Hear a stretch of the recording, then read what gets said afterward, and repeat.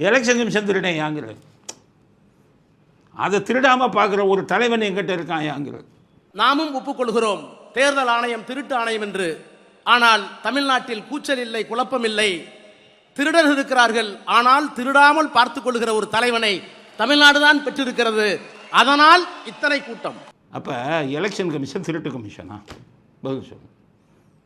Election commission எப்படி திருட்டு கமிஷனாக இருக்கும்?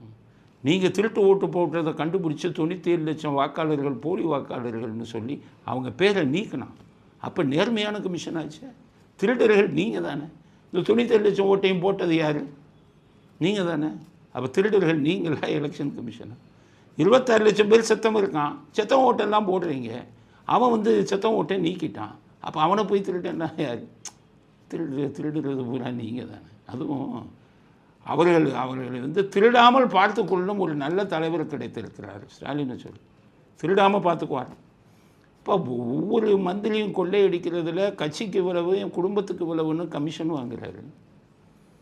ஒரு மந்திரி இதுக்கு போனார் ஜெயிலுக்கு. அவருக்கு ஒரு மந்திரி பதவியை கொடுத்து இலாக்கா இல்லாத மந்திரி பதவி கொடுக்கணும், இல்லைன்னா நம்ம வண்டவாளம்புரம் வெளியில் வந்துடும், நம்ம வாங்கின லஞ்சமெல்லாம் வெளியில் வந்துடும்னு பண்ணார்.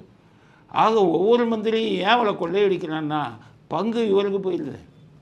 அப்போ பங்கு இவருக்கு போகிறதுனால தான் ஒவ்வொரு மந்திரியும் தைரியமாக இருக்கான்.